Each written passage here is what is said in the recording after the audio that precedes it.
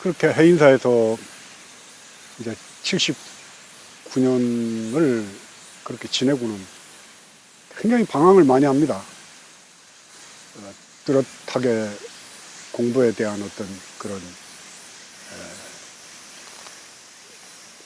생각이, 입지가 이제, 물론 뭐 이 공부이 나를 향해 물어가는 것으로서 이 문제는 해결할 수밖에 없다라는 생각은 변하지 않았지만은, 상세하게 뭔가, 이거 같은데 하는 느낌은 돌았지만은 확연치 않은 거예요. 그러니까 그 갈등이 굉장히 심해요. 막 내 머리통을 내려치고도 싶고, 뭐 그런 시간을 보내면서, 거기다 이제 약간 뭐 좀 남부등은 내가 도에 좀 깊이 왔다는 어떤 이런 그 뭐라 그럴까, 자존망대하는 그 없을 생각이죠. 아마 그게 제 공부에서는 제일 큰 장애였던 것 같아요. 내가 조금은 뭔가 알아졌다는 그런 그 아만, 아상, 제일 큰 장애였던 것 같습니다. 그러면서 이제 뭐 배구고사님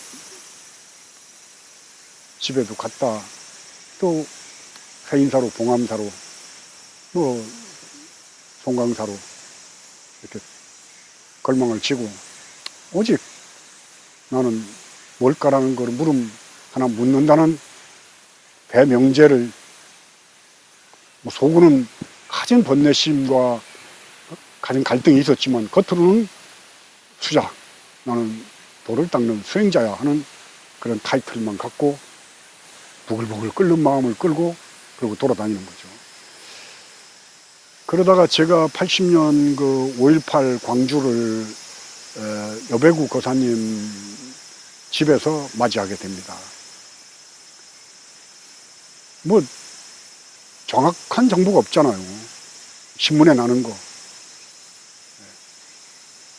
그 신문에 나는 거 말고는 접근할 수 있는 그 길이 전혀 없으니까, 5.18 광주 그러면은 폭도들이, 아니면은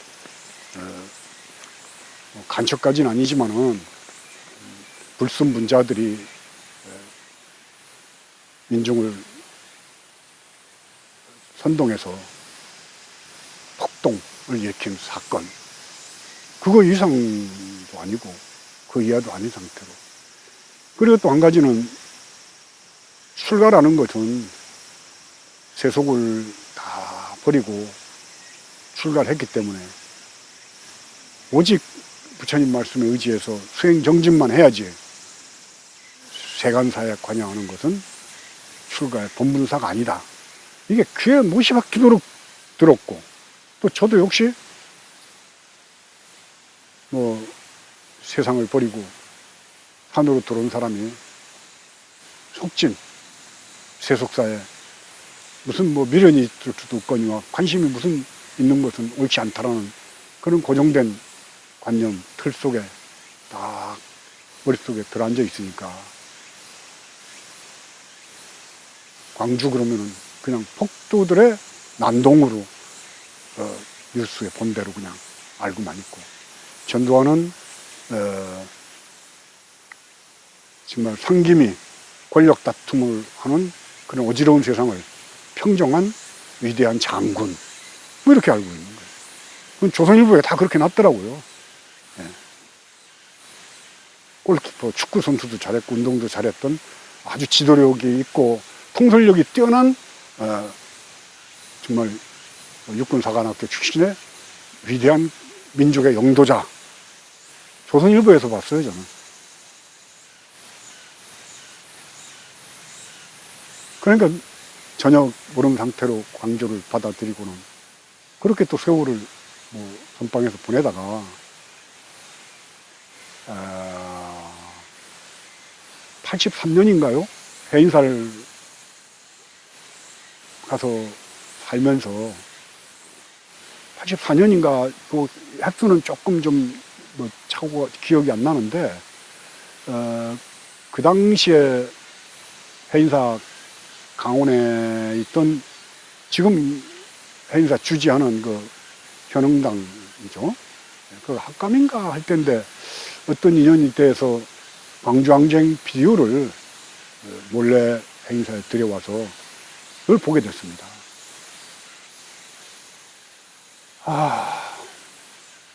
뭐 지금도 택시 운전사라든가 뭐 이런 데 보면은 그 당시에 참혹했던 이 비디오 영상들이 나오는 거 보면은 공수부대 이 대원들이 뭐 애고 여자고 남자고 할 거 없이 몽둥이를 두드려 패서 질질질 끌고 가서 트럭에다가 막 싣고 하는 그런 사진들.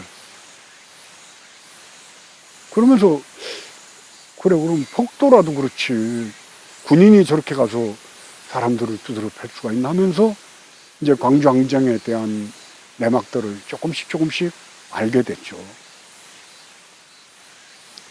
그러면서 그 당시에 서울에서 운동권이라고 하는 저의 조카들이죠. 이제 저를 절에 보냈던 그 사촌 형님의 딸내미들이 둘이 다 학교를 다니면서 하나는 노동운동 쪽으로, 하나는 또 나중에 보니까 그 CA라고 재헌후에 소집하자는 강경파 운동권으로 있는데 내가 걔들을 앉혀놓고 뭐라고 그랬냐면은 물론 뭐 이 전두환 정권이 잘못되어 있고 그런 억울한 일이 많이 있지만은 있다고 쳐도 그럼 너희들이 그런 일을 전부 다니면서 해결을 할래. 그럼 아프리카에 독재자가 탄압하는 것도 쫓아가서 네가 말려야 될 거 아니야. 응? 이 세상엔 모든 그런 번뇌심으로 욕망으로 부딪히고 살아가는 게 중생들의 삶인데 그 삶을 다 해결을 못할 거 아니냐. 네가 왜 와서 어디로 가는지, 네가 누군지 근원적인 그 문제가 해결이 안 되는데 무슨 독재가 어쩌고 자유가 어쩌고 이러고 돌아다니는 거는 안 맞다라고 아마 걔들을 제가 설득했던 그런 시절도 있었습니다. 어떤가요? 정말 이 사바세계 뭐 곳곳 처처해서 불의함과 부정과 부패가 난리를 치는데 이걸 어떻게 다 한 사람이 해결하고 하겠는가 이런 물음도 물을 수가 있잖아요. 그럼 다 쫓아다녀야 될 거 아니에요. 인간의 욕망이라는 거는 저는 뭐 한도 끝도 없다고 생각을 합니다. 그래서 북아메리카 원주민 중에 크리족이라고 있어요. 크리족의 추장, 시애틀 추장이 했던 말이 생각이 납니다. 사실은 그 아메리카 원주민들 미국 아메리카 대륙을 발견했던 그 유럽 사람들이 그분들을 인디안이라고 부릅니다. 그러니까 맞지 않는 소리죠. 그 크리족이 했던 말이 있죠. 마지막 나무가 베어져 나가고 마지막 강물이 더럽혀지고 마지막 물고기가 잡히고 난 뒤에야 너희들은 깨달을 것이다. 돈을 먹고 살 수는 없다는 것을. 그렇죠. 그리고 그 크리족이 했던 말 중에 백인들이 와서 토지를 얼마에 팔려고 얘기를 하니까 다시 되묻습니다. 너희들은 하늘에서 쏟아지는 태양의 빛을 돈을 주고 사고 팔 수가 있느냐. 이 허공 중에 가득 찬 이 공기를 너희들은 사고 팔 수가 있느냐. 땅도 그와 같다. 저는 이런 말들이 경전이라고 생각을 합니다. 인간의 욕망이 끝없이 치달리면서 물질을 향해서 달려갈 때 아메리카 원주민들의 참 격건들이 새록새록 생각나는 그런 시대죠. 하여튼 저는 그런 광주항쟁의 비디오를 보고 또 거기에 목사님들이나 신부님들이 잡혀가기도 하고 또 끌려가서 고문도 당하고 하면서 그 억울한 죽음에 대해서 밝혀내려고 전두환 그 군사 독재 정권 시절에 그랬던 것들 신문지상으로 보면서 한편으로는 저런 죽음 앞에 섰을 때 종교인은 어떻게 해야 될까? 그러면서 조금씩 부끄러워지기 시작했습니다. 내 개인의 삶과 죽음의 문제, 내 개인의 고통 문제만 가지고 그것도 정말 그 운산의 술집 주모였던 운산옥의 노파라든가 또 아니면은 배구거사님의 그 참 큰 가르침 같은 걸 받고도 제대로 공부를 못하는 내 자신에 대해서 굉장히 자괴감도 들고 또 그런 광주항쟁의 비디오를 보고 난 뒤에 오는 과연 내 개인의 그런 생사 문제가 이런 죽음 앞에서는 어떤 식으로 내가 반응을 해야지 될까 이런 고민과 갈등이 굉장히 심했습니다. 그러다가 84년도나 5년도에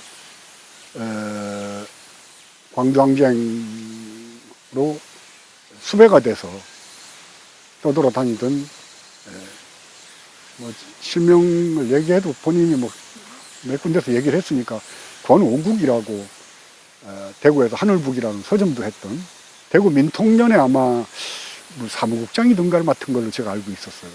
수배가 돼가지고 해인사 홍제암으로 숨어 들어와 있었습니다. 홍제암에 그때는 그 현흥 스님이 감원으로 있어서 가끔씩 그 방에 놀러 가서 차도 한잔 먹고 하다가 그 권오국 씨하고 얘기를 하게 돼서 뭐 어떤 때는 저녁 방전 시간에 좀 늦게까지 얘기하다 보니까 내 개인적인 고민. 야, 그 황주가 그렇게 그 억울한 사람들의 수많은 죽음이 있었다면은 그거 참 종교인이 가만히 있을 수는 없는데 나는 선방에서 공부하는 사람이다. 이 문제 두 개를 참 놓고 내가 갈등을 많이 하고 한다는 그런 얘기도 하고 이러면서 이제 그 당시에 해인사에는 고려대장경 연구소에서 그 8만 대장경을 정산화 작업을 했던 종림 스님, 또 여연 스님, 현흥 스님, 뭐 그런 스님들이 약간의 사회적인 문제에 의식을 좀 갖고 있는 진보적이라고까지는 할 수는 없어도 일반적인 그 아주 보수적인 절집안의 그런 문제의식을 갖고 있었던 스님들이 그래도 모여서 얘기도 하고 고민을 서로 논할 때입니다. 그 종림 스님 중심으로 사람들이 많이 모였었죠. 법연 스님이라고 하는 스님도 있었고. 그래서 그런 스님들하고 야, 우리도 그러면 이런 문제에 좀 더 적극적으로 접근을 한번 해보자. 그래서 사회적인 문제에 관심을 갖고 우리가 여기 대응을 할 수 있는 뭐 모임을 해서 공부를 좀 해보자. 그때는 뭐 무슨 사회과학서적이나 뭐 이런 거 전혀 한 번도 보지도 않았을 때고 모를 때입니다. 그래서 그런 의견들을 나누고 있는 차에 86년도에 85년도구나. 86년도에 해인사 승려대를 하게 됐어요. 그때는 이미 서울에서는 진보적인 스님들이 뭐 지선 스님, 청화 스님, 진관 스님, 모구 스님, 형기 스님, 성현 스님 뭐 이런 스님들이 이제 대표적이었고 거기에 이제 동국대학교를 다녔던 뭐 법안 스님이나 또 어떤 그런 뭐 많은 스님들 또 성가대학교 다니는 스님들도 있고 이렇게 해서 전두환 정권에 저항을 하는 민중불교 운동이 이제 시작을 막 해서 모여져 있을 때입니다. 뭐 민청학년 사건으로 연루되어 있던 여익구 선생, 서동석 선생 이런 분들도 다 같이 서울에서 움직이던 불교에 아주 희미하게 이렇게 불꽃을 이렇게 피웠던 민중불교 운동의 역사의 증인들입니다. 그분들이. 근데 갑자기 선방에서 저를 비롯한 몇몇 스님들이 그분들과 결합을 하게 된 거예요. 그래서 해인사에서 해인사 승려대를 97 승려대라고 불러집니다. 스님들이 2천여 명이 해인사에 몰려서 불교의 1700년 역사 속에서 국가 권력에 저항하는 그런 큰 집회는 처음이었다라고 평가를 받습니다. 그 당시에 해방 이후 한국의 50대 사건으로 들어갈 정도로 큰 사건이었죠. 불교는 호국불교라는 이름 하에 정치 권력이 시키는 대로 했고, 정치 권력의 입맛에 맞는 뭐 그런 발언들을 어른들이 다 해왔었는데, 이제 그게 첫 번째 무너진 행사가 97 해인사 승려대 86년에 있었던 그 승려대 사회를 제가 보게 되었어요. 그래서 불교재산관리법 철폐해라. 그 당시만 하더라도 불교재산관리법이라는 게 있었습니다. 그게 일제 때 사찰령의 모법을 근거로 해서 해방되고 난 다음에 좀 바뀐 건데, 절집안의 모든 재산은 국가가 관리를 합니다. 그래서 만약에 스님들끼리 모여서 총무원장을 선출을 해도 그 당시에 문화공보부였을 거예요. 문화공보부 장관한테 가서 등록을 해서 문화공보부 장관이 도장을 찍어줘야지 총무원장으로서 자격이 생기는 거예요. 그걸 관등록이라고 씁니다.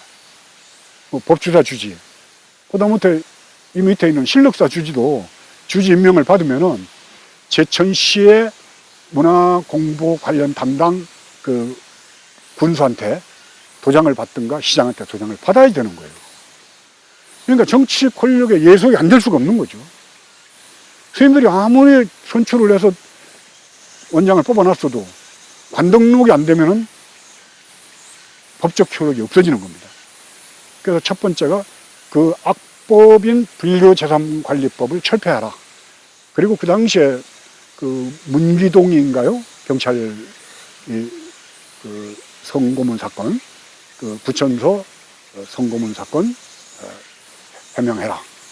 그리고 몇 가지 이제 반정부 구호를 걸고 해인사에서 큰 집회가 있었는데, 그때 우발적인 사건이 생깁니다. 지광 스님이란 금산사 스님이 한참 막 진행을 하는데 갑자기 단상 앞으로 뛰어나와가지고 탁자 위에다가 오른손을 딱 얹어 놓더니 가슴에서 부엌칼을 탁 꺼내가지고 그 손가락을 내리치는 거예요. 저는 사회를 봤기 때문에 바로 그 자리에 있는데 말릴 틈도 없고 말릴 엄두도 안 났고, 그 툭툭 손가락을 왼손으로 오른손을 치니까 한 번에 안 쳐지고 한 몇 번을 툭툭툭툭 치니까 손가락이 두세 개인가 떨어져가지고 마루에 떨어져서 툭툭 이렇게 피더라고요. 피가 쭉 나오고. 그 앞에 그 당시에 하여튼 뭐 총무원장이었던 의원 스님도 있었고, 뭐 행사 어른들도 쭉 앉아 있었죠. 나눔의 집 그 이사장으로 있는 월주 스님도 거기 앉아 있었습니다. 그러니 안에서 하얀 그 천을 딱 꺼내더니 불자여 눈을 떠라. 그 흐르는 그 손가락에서 흐르는 피로다가 불자여 눈을 떠라 그렇게 쓰더니 그걸 딱 그 대중 앞에 들고는 불자여 눈을 떠라 하고는 그 앞에다 놓고 어른 스님들한테 절을 삼배를 올리고 이제 나간 거예요. 그 사람들이 와서 부축해서 이제 지혈을 시키고 하면서 나가니까 저도 갑자기 목소리가 달라지더라고요. 흥분이 되고 막 피를 보니까. 그러니까 저도 말이 격해지고, 또 서울서 내려왔던 그 성가대학교 학인 스님들, 강원 학인 스님들 전부 다 막 분위기가 흥분이 돼버린 거예요. 그래서 그때 국립공원관리사무소에 가서 불을 질러버리고, 어느 스님이 또 그 도로하고 행사 들어가는 벽에다가, 스님이 그랬는지 대학생불교연합회 학생이 그랬을 것 같아요. 이순자 과부대라 이렇게 스프레이로 글씨를 썼어요. 86년 9월 달입니다. 아시안게임 얼마 앞두고 시인들이 2,000명이 모여서 큰 집회를 했는데 나중에 얘기를 들으니까 집회까지도 괜찮았고 혈서 쓴 것도 뭐 어쩔 수가 없지만 이순자 과부대라는 것 때문에 청와대가 발칵 뒤집어졌다고 합니다.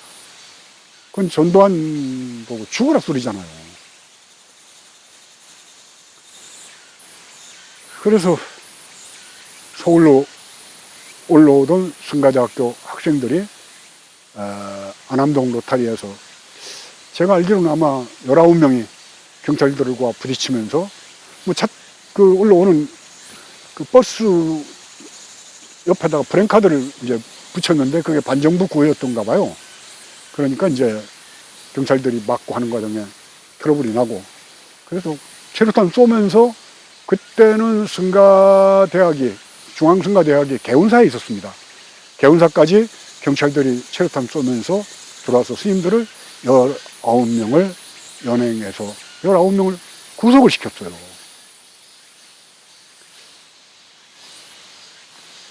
아이고.